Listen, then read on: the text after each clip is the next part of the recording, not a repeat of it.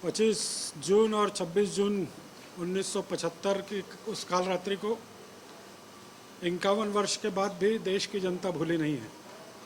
जिस प्रकार से उन 21 महीनों के कार्यकाल में इंदिरा गांधी ने लोकतंत्र की हत्या की, संविधान की हत्या की, मीडिया की आज़ादी छीन ली गई, निरपराध लोगों को, अपने विरोधियों को 21 महीनों तक जेल की शिक्षों में डालकर प्रताड़ित किया गया। ना कोई अदालत जा सकता था, ना कोई वकील लगा सकता था। जिसने भी इंदिरा गांधी के खिलाफ या कांग्रेस के खिलाफ आवाज़ उठाई उसको जेल की शिक्षों में बंद कर दिया जाता था। जिन नौजवानों ने सड़कों पर निकलकर उस तानाशाही का विरोध किया, उस लोकतंत्र की हत्या का विरोध किया, इंदिरा तेरी तानाशाही नहीं चलेगी का नारा लगाया, आपातकाल हटाओ का नारा लगाया, भारत माता की जय, वंदे मातरम का नारा लगाया, उन सबको ताजीवन जेल में डालने की कार्रवाई जो है उस कांग्रेस पार्टी की, इंदिरा गांधी की सरकार ने किया।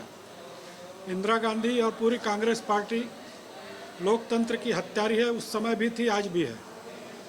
जिस प्रकार से उन्होंने घटनाक्रम किए, गरीबों की झुग्गी झोपड़ियाँ तोड़ डाली गई, जबरिया लाखों लोगों की नसबंदी कर दी गई और इस प्रकार के अनेक ऐसे कृत्य किए गए जिससे पूरे देश को एक प्रकार का जेल बना दिया गया। लोगों को भयभीत करके आतंक का साया पूरे देश में फैलाया गया। ये कहा जाता था कि Indira is India, India is Indira, Indira ji का सूर्य कभी अस्त नहीं होगा, इस प्रकार के नारे इस देश में लगाए जा रहे थे। इस प्रकार की जो लड़ाई थी, एक प्रकार से देश को गुलामी के शिकंजों में कांग्रेस पार्टी ने डाल दिया था। एक आज़ादी की लड़ाई लड़ी गई, वो पहली आज़ादी की लड़ाई थी, और ये दूसरी आज़ादी की लड़ाई जो अपनों से, कांग्रेस के लोगों से लड़ी गई। और इसकी परिणति हुई कि जब चुनाव हुए तो उस समय देश की जनता ने अपने मताधिकार का प्रयोग करके उस आतंक के साये में 21 मार्च 1977 को जो परिणाम आए, उन परिणामों ने जस्टिस जगमोहन का जो फैसला था, जिसमें इंदिरा जी को चुनाव के अयोग्य घोषित किया गया था, चुनाव में सब प्रकार की अनैतिक साधनों के उपयोग का उनको अपराधी घोषित किया गया था, प्रधानमंत्री की कुर्सी के अयोग्य घोषित किया गया था।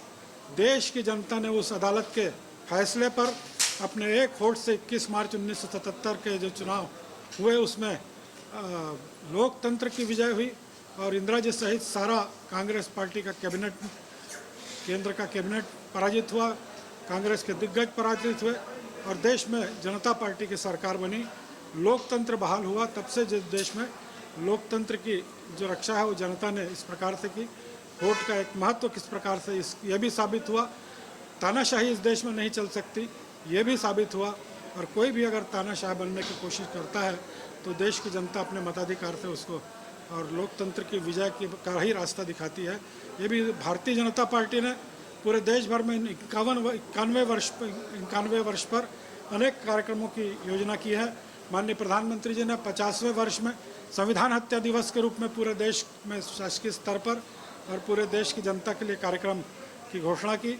इस वर्ष भी और भारतीय जनता पार्टी छत्तीसगढ़ प्रदेश ने केंद्र के आदेशानुसार अनेक कार्यक्रमों की रचना की है। 24 जून को पूरे प्रदेश के सभी जिलों में जेल से कोर्ट तक की यात्रा निकाली जाएगी, मौन जुलूस निकाला जाएगा, मशाल जुलूस निकाला जाएगा।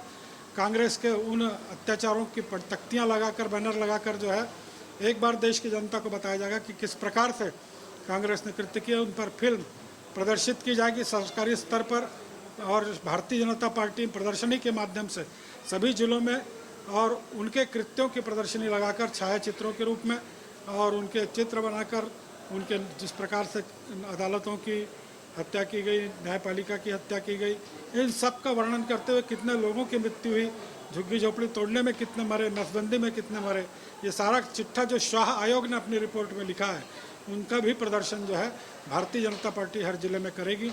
और 25 तारीख को पूरे प्रदेश में सभी जिलों में भारतीय जनता पार्टी के विशाल कार्यकर्ता सम्मेलन जनता को भी आहूत किया जाएगा और उसमें उन लोकतंत्र सेनानियों का जिन्होंने उन आपातकाल के 21 महीनों तक यातनाएं सही, उन परिवारों को जिन्होंने बाहर रहकर यातनाएं सही, ऐसे परिवारों का, ऐसे लोकतंत्र सेनानियों का सम्मान भी वहां पर किया जाएगा।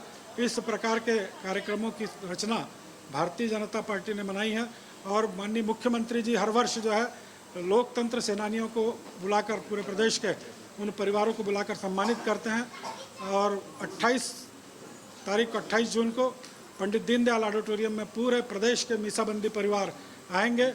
उनका सम्मान माननीय मुख्यमंत्री जी, माननीय डॉक्टर रमन सिंह जी और राष्ट्रीय स्वयंसेवक संघ के वरिष्ठ प्रचारक मंत्री माननीय इंद्रेश कुमार जी मुख्य वक्ता के रूप में आएंगे। इस प्रकार के कार्यक्रमों की रचना जो है हमने की है। सारे प्रदेश में इस प्रकार के कार्यक्रम और भव्य रूप से संपन्न होंगे और एक बार फिर देश की जनता को उस आपातकाल की याद दिलाई जाएगी और जिस प्रकार से लोकतंत्र की विजय हुई है उसको याद दिलाया जाएगा।